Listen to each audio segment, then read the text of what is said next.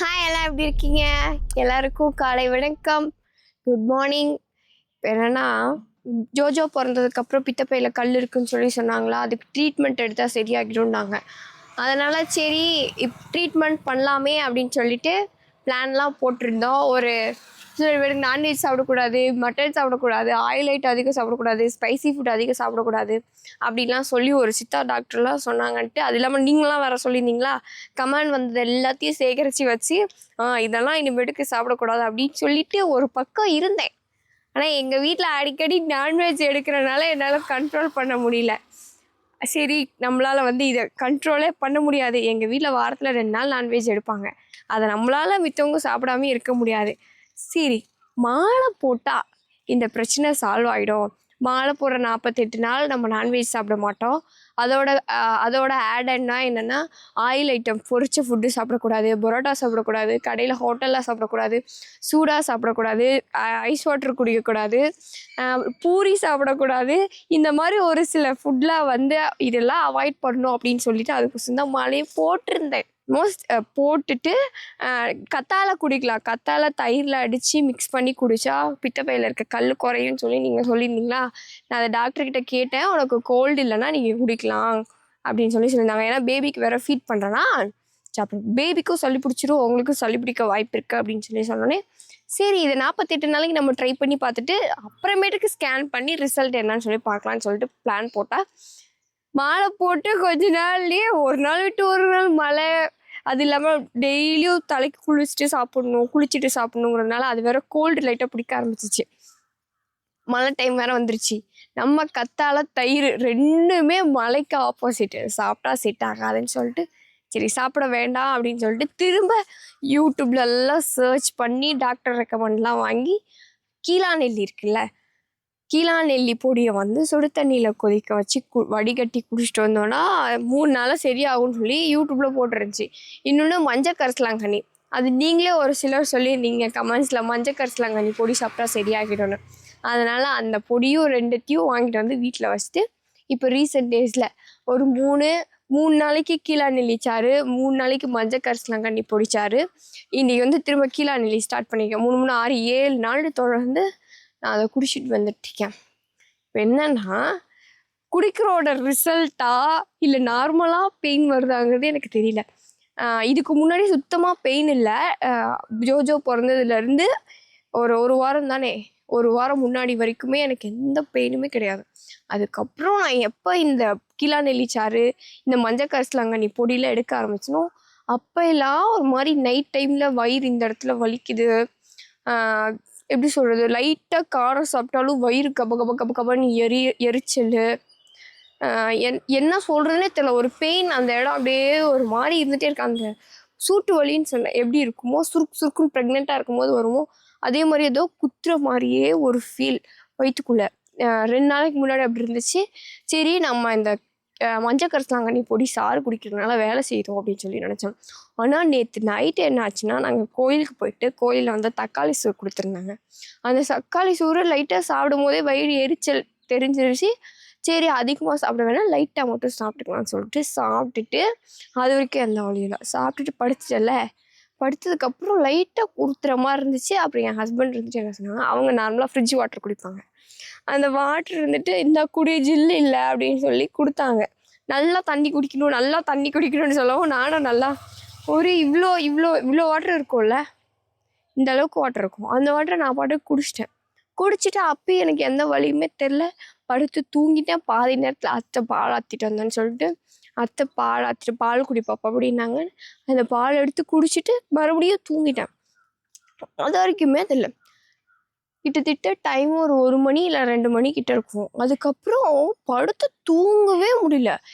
கரெக்டாக இந்த இடம் இல்லை, கரெக்டாக இந்த இடம் ஒரு மாதிரி உருண்டையாக உறுத்துற மாதிரியே இருக்குது. வலி வேற சுருக்குன்னு வலி. அது இல்லாமல் நாங்கள் ஜோஜோ பக்கம் தான் அவர் திரும்பி போயிருக்கோம். இப்போ ஜோஜோ குட்டிக்கு குப்பிரிக்க மாட்டேங்கிறாங்க அப்படின்னு சொல்லிட்டு ஃபீடிங் ஸ்லீப்பிங் டைமில் இதெல்லாம் கொடுக்குறதா. அதனால் அது வேறு ஜோஜோக்கு ஃபீடிங் வேறு பண்ணவே முடியல. வயிறு வேறு இங்கே வலிச்சுட்டே இருக்குது. தெரில, ஒருவேளை நான் ட்ரீட்மெண்ட் எடுக்கிறனால அந்த கல் கரையை ட்ரை பண்ணுதா இல்லை என்ன ரீசன் தெரியல.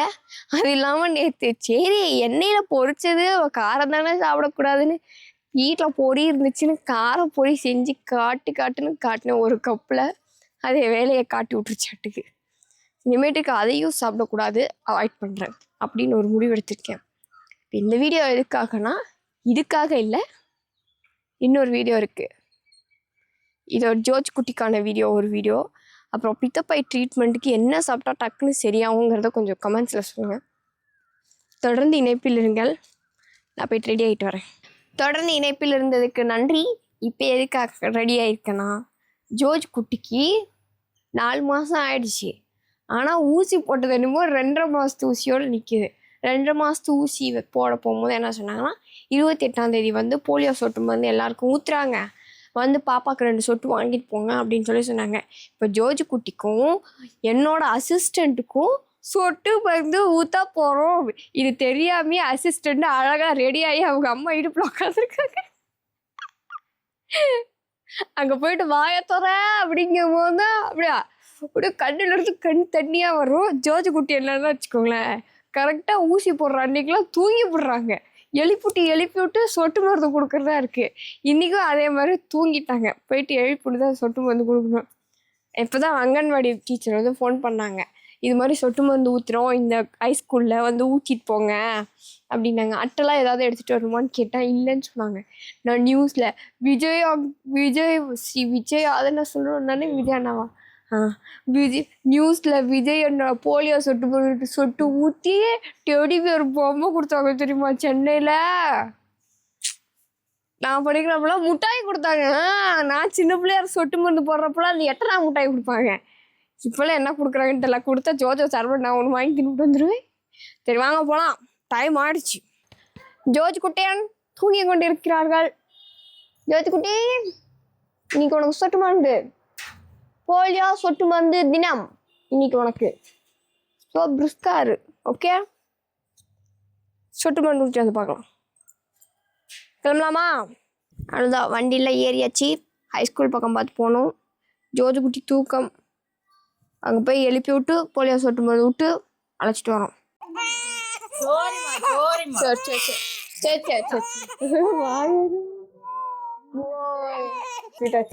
அவ்வளோதான். ஜோர்ஜ் குட்டிக்கு வந்தோம். எல்லாம் நமக்கு தெரிஞ்சவங்களா இருக்காங்க. பெரியமா தான் ஃபோன் பண்ணி சொட்டு மருந்து விடுறதுக்கு வாங்க அப்படின்னாங்க. அவர் வந்தாச்சு. அசிஸ்டண்ட்டுக்கு 2 சொட்டு விட்டாச்சு, ஜோர்ஜ் குட்டிக்கு 2 சொட்டு விட்டாச்சு. எப்படி வந்திருக்க? உங்களை பார்த்தோடனே ஃபேஸ் ரியாக்ஷன் அப்படியே மாறிடுச்சு. அதெல்லாம் ஸ்கூல்ல விட்டுருவாங்களோ அப்படின்னு.